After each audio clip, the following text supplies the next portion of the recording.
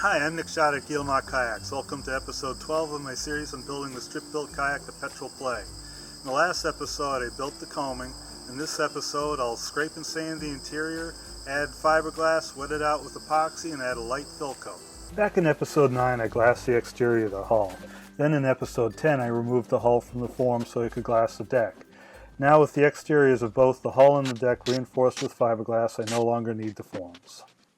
I remove the spaces and slide the forms off the strong back so I can put everything away until I'm ready to build another. Cleaning up the interior is where scrapers really come into their own. The concave sections make heavy sanding with a random orbital sander awkward, but a contoured paint scraper can quickly and efficiently get into small spaces to clean out glue and shave away any imperfections. It's important to remember that we are fairing, or trying to make the surface more smooth. That means we are working on large areas, not small ones. So when I see a glue spot, I take a long pull beyond, through, and past that spot.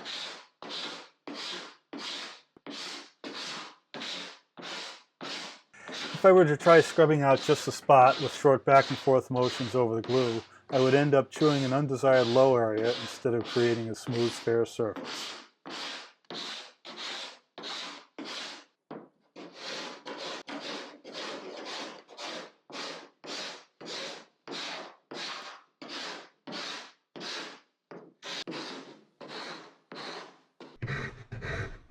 I sharpen my scrapers before each use to make sure they make a smooth, clean cut. A quick pull with light pressure should shave off a thin curl of wood. If you get a pile of small, dusty chips, you probably need to sharpen it more.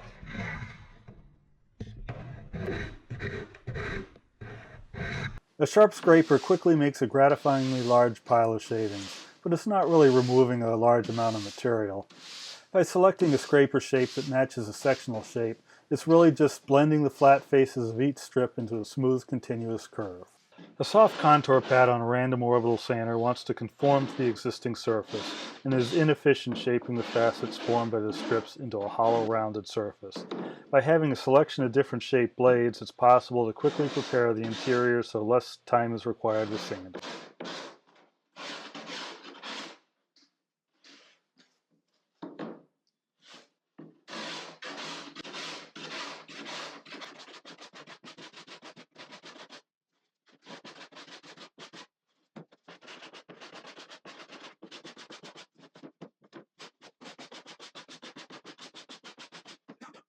When the shavings are no longer coming off the blade in clean curls, I'll touch up the edge with a diamond stone.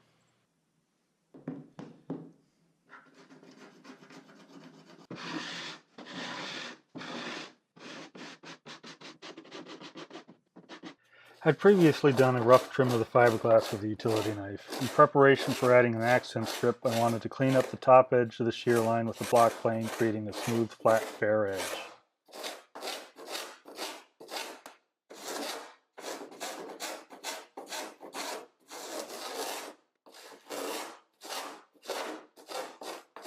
The accent strip is a 1/16 inch thick strip of maple glued directly to the top edge of the shear.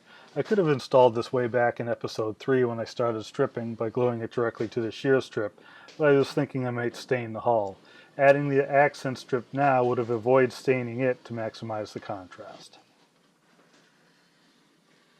With a thin bead of glue on the top edge, I press the accent strip down and hold it with masking tape. I start with widely spaced bits of tape to get the alignment right. The tape can be pulled quite tight to assure good clamping pressure.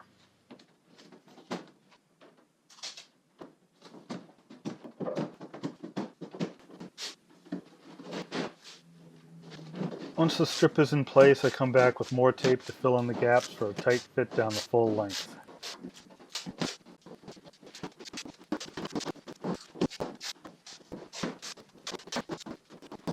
The same process on the other side.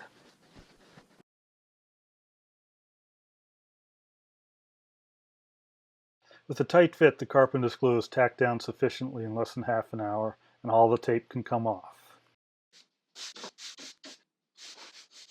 After scraping, the interior is in pretty good shape. At this point, sanding will even out the texture and remove tool marks. I add a soft contour pad to the sander to help it conform. Using 60 grit paper on a 5-inch sander, I can work on the wide, flattish bottom of the kayak between the chines. Chines are too hard to sand across, and above the chines is too narrow for this sand, but I can sand farther through the softer chines near the barrel. An initial sanding will reveal any spots that would benefit from a bit more scraping.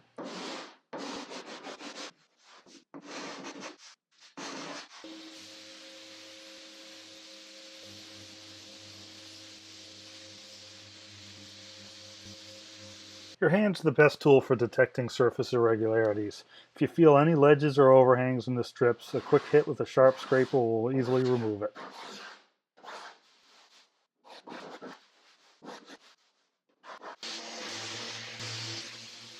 There are places a power sander is too big or imprecise to work effectively. Some coarse sandpaper wrapped around a block of foam does a very good job cleaning up the chines, sides, and ends.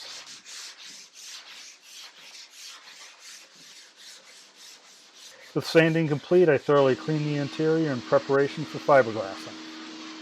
I don't want drips of epoxy running down the side of the hull that I'll have to remove later. Some tape along the outside edge catches most of the mess.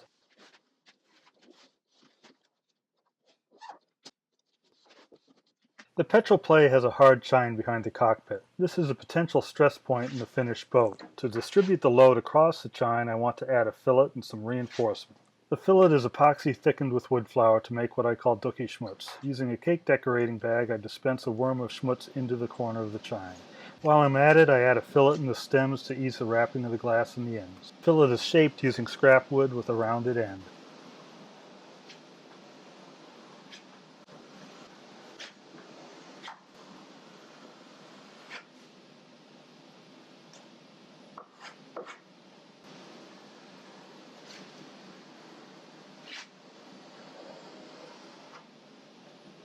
The next bit of chine reinforcement is a strip of bias cut fiberglass crossing over the chine to cover the fillet.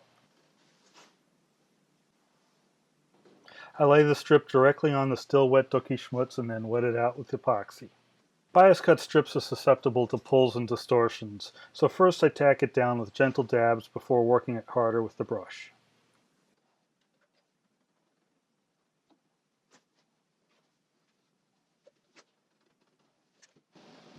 While working alone, the roll of cloth is easier to handle across the boat than lengthwise, and it's also more efficient with the cloth.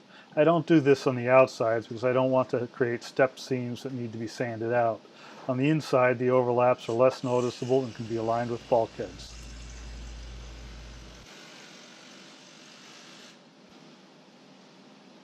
I overlap each piece of cloth at least an inch to create a strong seam. At this point, I'm just loosely draping the cloth, leaving enough overhang that there will be enough to fit down into the hull. I want the overlaps to be directed towards the end, so when I pull the resin from the middle towards the stems, I won't snag the loose edge of the next overlapping piece. Being careful not to snag the delicate cloth on any sharp bits along the shear, I gently let the cloth drape down into the hull. Eventually I'll need to trim the ends to fit into the stems to prevent the glass from bunching up. For now, I'll just fold back the ends a bit.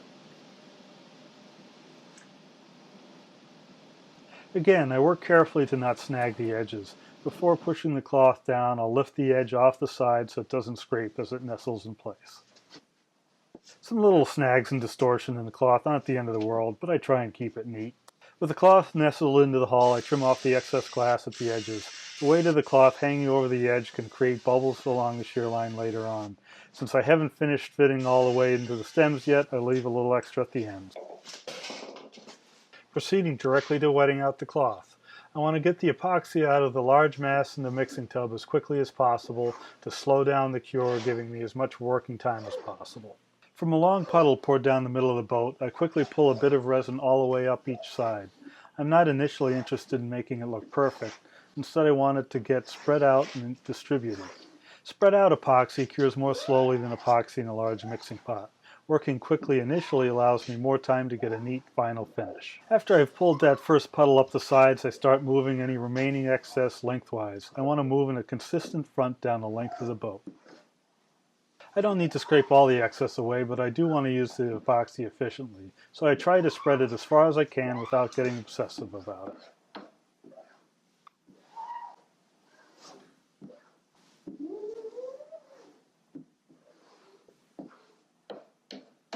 If you find yourself doing something and it doesn't make any difference, stop doing it.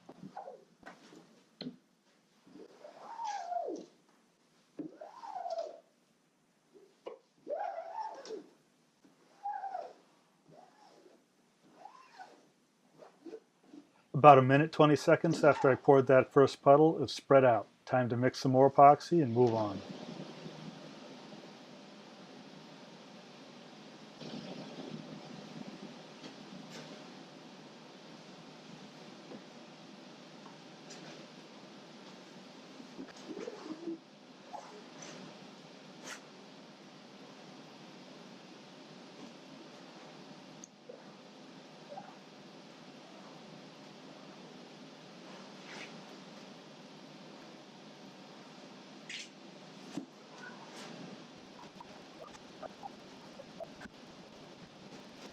With my sticky gloves, I didn't get a camera on the trimming the glass in the stem area, but I cut a slit down the middle to the base of the stem and then trimmed the glass so it overlapped about an inch on either side.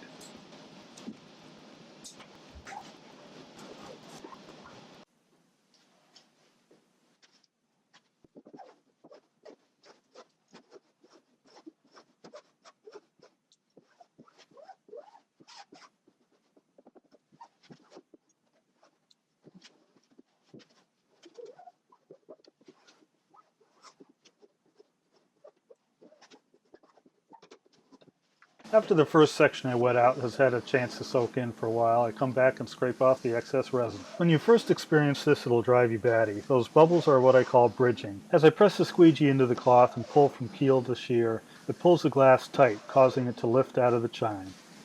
Don't panic. It's going to happen again, and it's easy to fix. The bridge appears because there's not enough fabric to fit into the concave surface. You fix it by feeding in a little more cloth. I'm scraping the excess resin into a slit paper grunge cup in the same way I did in episodes 10 and 11. When I was glassing the convex exterior surface, it stretched the cloth tight against the exterior.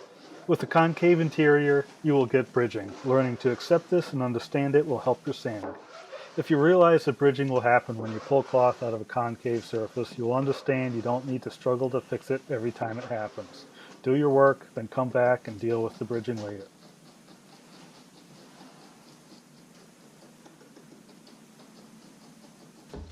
You don't want to pour a huge puddle of epoxy down into the ends of the boat where it will be hard to dig out.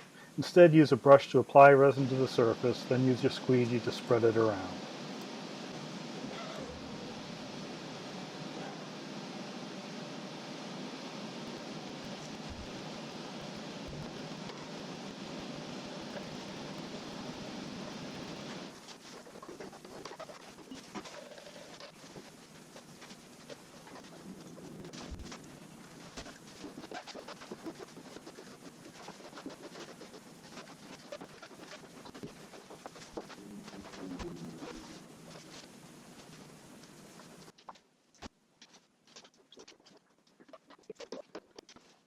The stems can use a little reinforcing to cover any gaps made while trimming the cloth to fit the ends.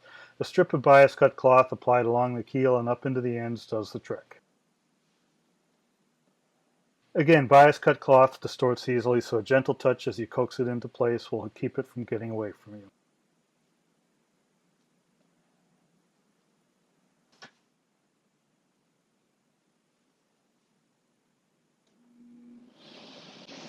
Carefully press the strip into place until it's centered and stuck down before completing the wet out.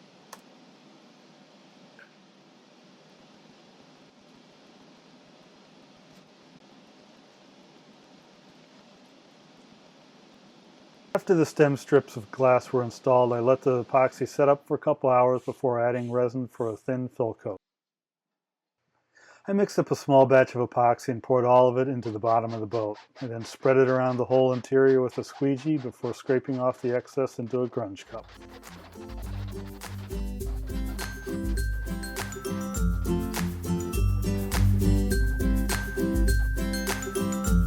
In the next episode, I'll be wrapping fiberglass around the coaming and glassing the interior of the deck. I hope you found this video informative. If you have any questions about the operations shown in this episode, please post them in the comments. Until the next episode, happy paddling and thanks for watching.